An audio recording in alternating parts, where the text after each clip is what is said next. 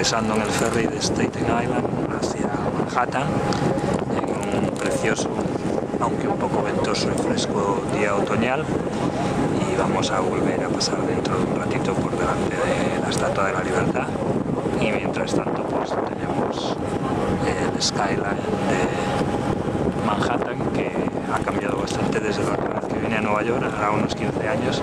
Ya no están las Torres Gemelas y se está terminando la torre más alta que veis allí al centro, que es la Torre Libertad. Hasta pronto.